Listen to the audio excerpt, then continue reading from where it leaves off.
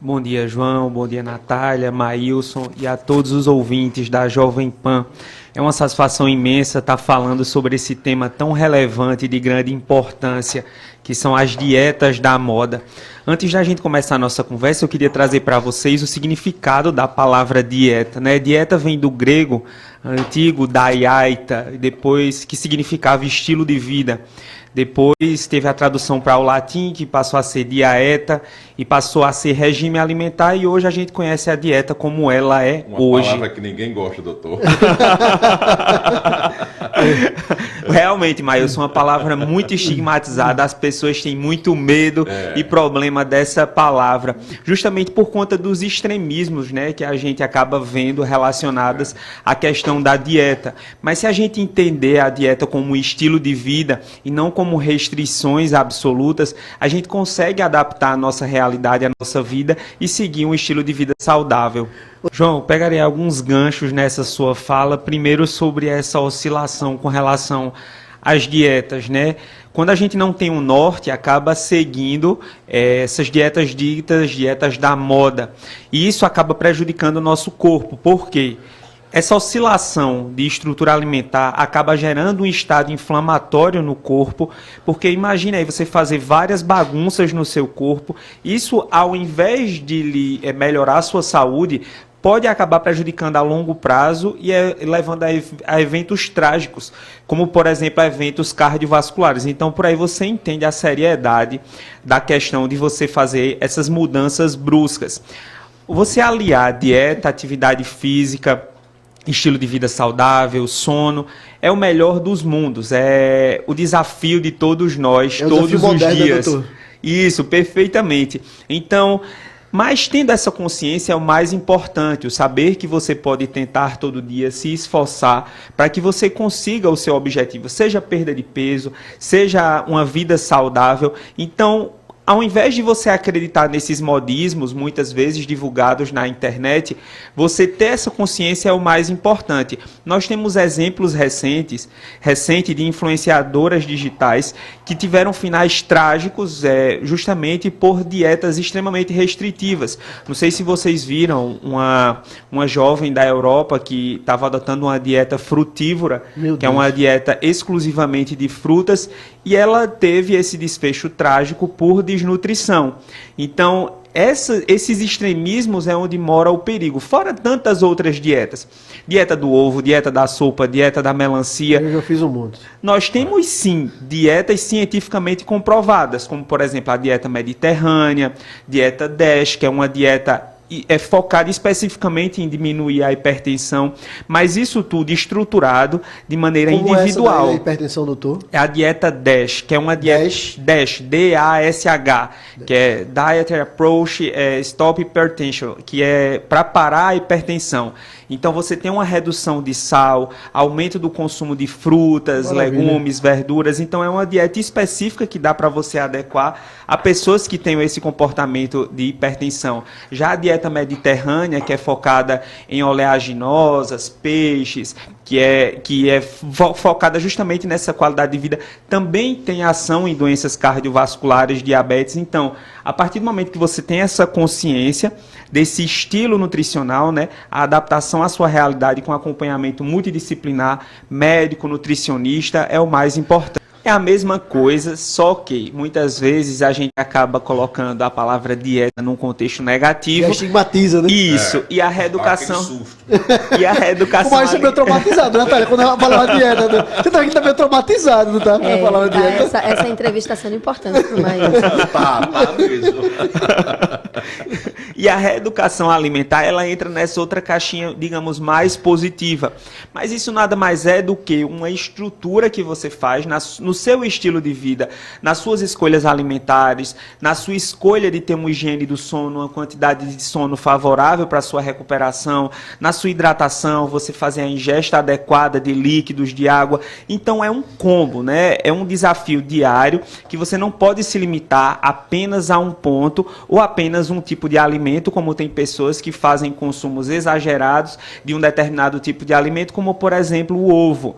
Nós temos vários grupos alimentares, os 3 principais, que seriam proteínas, carboidratos e lipídios, as gorduras. Então, você precisa variar o consumo desses 3 grupos, aliados a frutas, verduras, justamente pelos sais minerais, vitaminas. Então, assim, o segredo, resumindo a história, é você combinar e variar, porque o seu corpo, ele precisa de vários componentes, nutrientes, vitaminas. Maílson, cada pessoa ela tem uma fisiologia e cada realidade ela é única.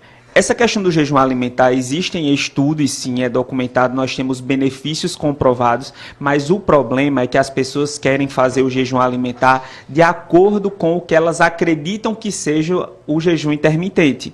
Então, você tem a quantidade de horas, a progressão que você faz com essa questão de jejum, isso precisa ser programado pelo profissional que te acompanha. O perigo de você fazer isso sem orientação e você fazer através de orientações, seja do Google ou da inteligência artificial, é a questão da restrição gerar a compulsão. Restrição após o almoço. E aí você vai fazendo, só que quando chega na quarta, quinta, sexta, você chuta o balde e repete esse ciclo novamente. E ao invés de você estar se ajudando, estar ajudando o contexto da sua saúde, você está piorando, porque você favorece ao contexto inflamatório, seu corpo fica mais inflamado, e isso a longo prazo pode levar a consequências trágicas, como doenças cardiovasculares, gordura no sangue, dislipidemias, aumento de açúcar no seu sangue. Então, assim, a gente não pode pensar que um peso que a gente adquiriu até a etapa da vida que a gente está hoje, 20, 30 anos, 40, ele não pode ser perdido em uma semana, um mês, como a nossa sociedade imediatista acredita que possa acontecer.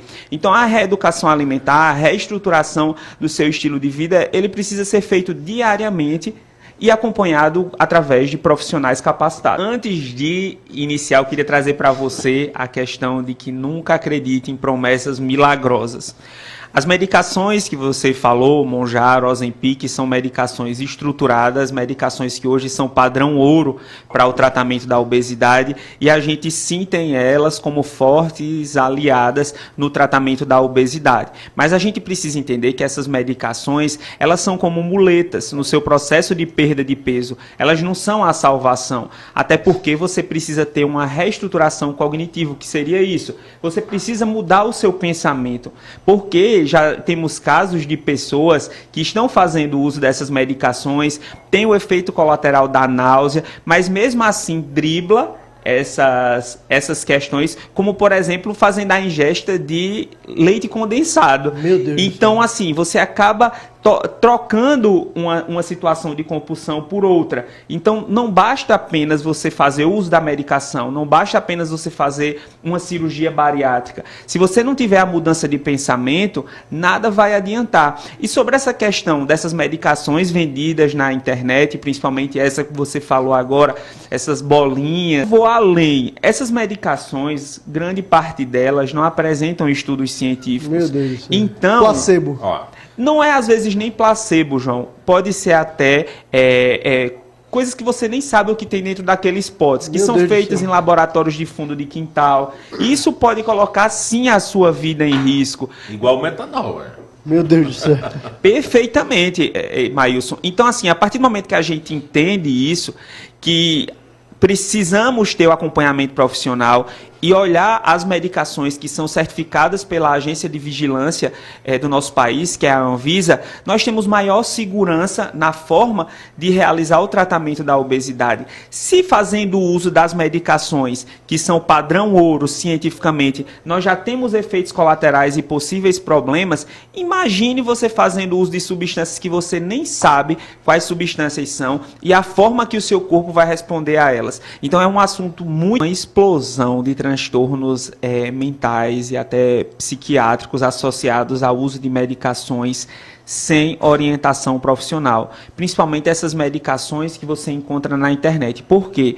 Nós temos muitas substâncias estimulantes, então temos efeito de taquicardia, estresse, então podemos ter... Aquele olhinho piscando assim, ó. Perfeitamente. Tome. Esse olhinho piscando é um dos mais perigosos, é um sinal que o seu corpo está dando Tome de que bolinha pra alguma dentro. coisa não está certa. Então, você tomar esses estimulantes, como você falou agora, seca tudo, são ilusórios e que podem prejudicar, sim, a sua saúde. Isso, Natália, a gente percebe que as restrições, cientificamente já nos traz que as restrições, elas podem levar às compulsões e levar justamente a esses transtornos alimentares, anorexia, bulimia, que seria um assunto mais aprofundado para que a gente pudesse ter uma nova conversa. Mas, resumindo, esses transtornos, eles também são transtornos alimentares e que podem ser ocasionados justamente por essas restrições, porque uma pessoa que ela está mudando constantemente de dieta, está procurando sempre uma dieta nova, tem que entender que alguma coisa ali não está certo.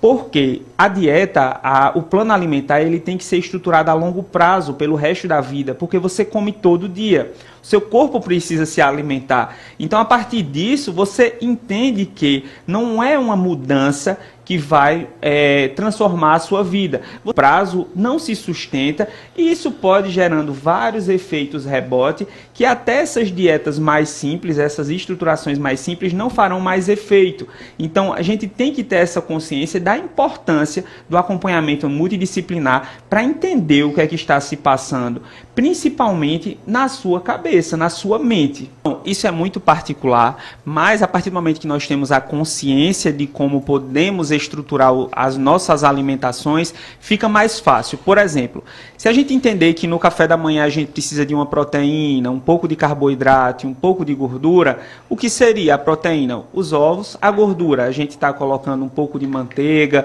ou um pouco de azeite ali no preparo do ovo para quem não tem problemas de dislipidemia. Por isso a questão da individualidade, né, de cada plano, mas partindo num contexto geral, como você está perguntando, você fazendo esse balanço, um pouco de carboidrato, e frutas, legumes durante o almoço, você ter aquela ideia dos 30% de cada grupo alimentar no seu prato, 1/3 de salada, 1/3 de proteína, da carne, 1/3 de carboidrato, feijão com arroz. Então, assim, você tendo essa consciência de que você pode sim levar uma vida saudável, tendo uma reeducação alimentar que você mantenha pelo resto da vida, é o mais importante. Mas, além disso, quem puder e quem tiver acesso ao acompanhamento nutricional, ao acompanhamento médico, que são os profissionais especializados para dar seguimento a essa questão da estruturação alimentar, faça, porque é de extrema importância para a sua saúde, para o seu estilo de vida, para o bem viver.